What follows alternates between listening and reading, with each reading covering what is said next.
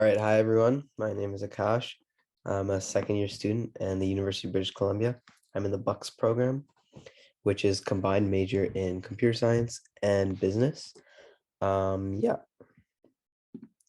so first I'll do a little faculty overview.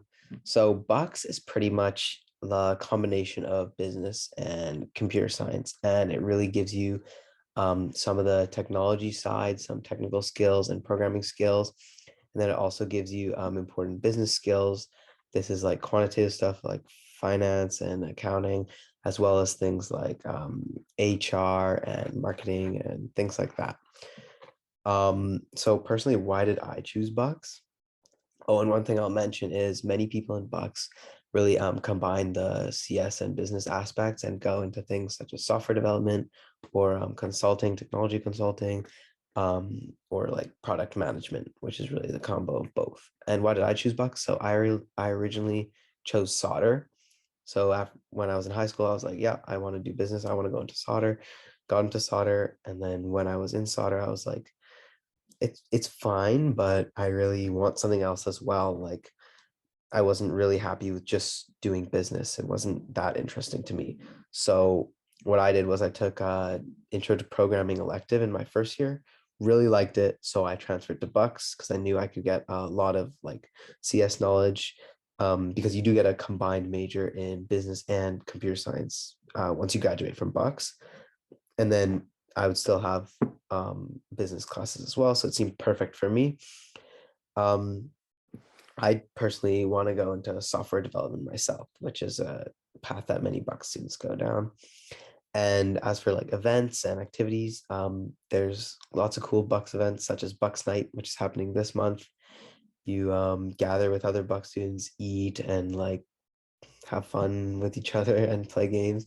But there's also solder events you can attend and computer science events that you can attend, which is really nice, such as industry nights. You can attend networking events, as well as hackathons and case competitions, lots of cool stuff. And I'll just go into a little bit about the class structure. So for my business classes, they're a lot easier than my computer science classes, and they're much, much less time consuming. So there's like periodic assignments and then really, really heavy weighted midterm and finals. And then for my computer science courses, there's heavy assignments, labs, things you're doing every single day.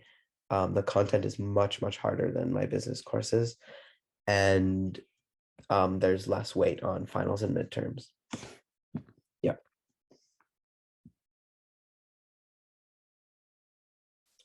Stop this recording.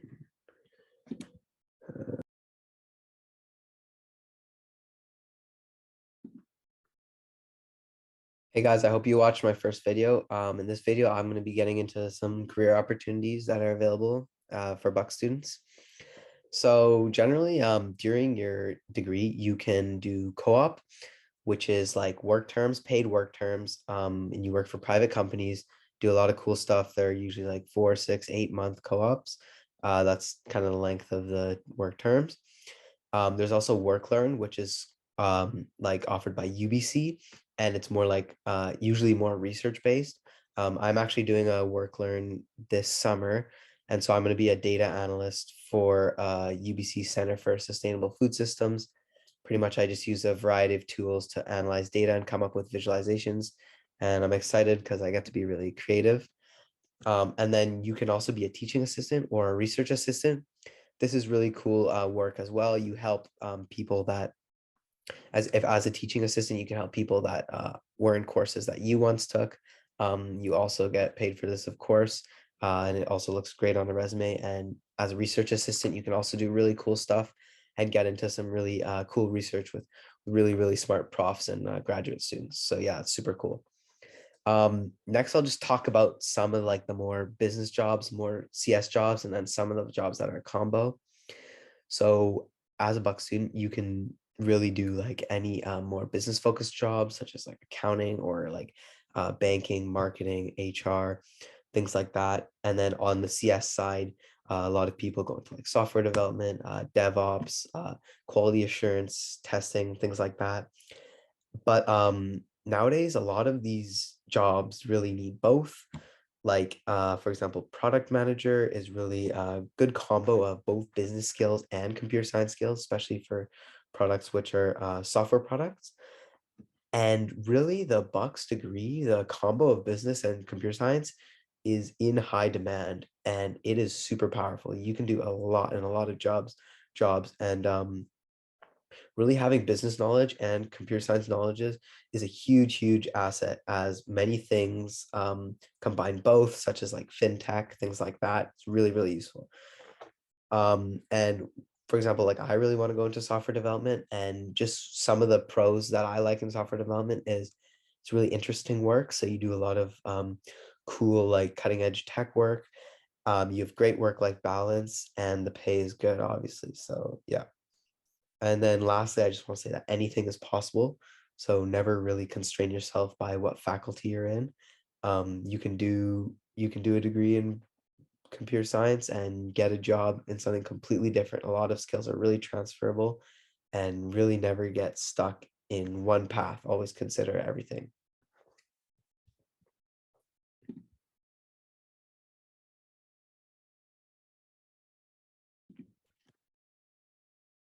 Hey guys, this is my third video. I'm just going to be sharing some advice I have for you guys. So first off, I'd like to start with some really useful tools that I used.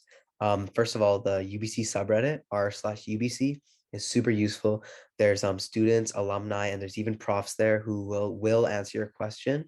Any question that you have, or any question that you want to ask, just ask the subreddit. It's probably already been answered, or you can ask it and people will answer you. Super valuable tool. There's loads of information on r/UBC from people that are much more knowledgeable but than you. UBCgrades.com is also really useful. It shows you the mean, standard deviation, median, just a ton of stats about courses. So before you take a course, check out it on UBCgrades.com. And then also Rate My Prof is super useful. This is pretty much a professor rating system. And so if you have a course that you're registered in, you can look up the professor and see what their rating is. If their rating is really bad or something, you can switch sections to a different prof. Really useful tool as well. And then finally, LinkedIn, which is a super valuable tool to find jobs. Building a LinkedIn profile can really help you find jobs. I highly recommend you build one. My other piece of advice are really just do stuff you like. Don't go into something because your parents want you to go into it. You'll regret it, and it will be a waste of time and money. Also, never ever buy textbooks. You can really easily get textbooks online now. Go to like r/textbook piracy, or find Google Drive links. Really don't waste your money in buying textbooks, and try to just get them some alternative method as well. Lastly, reach out to profs.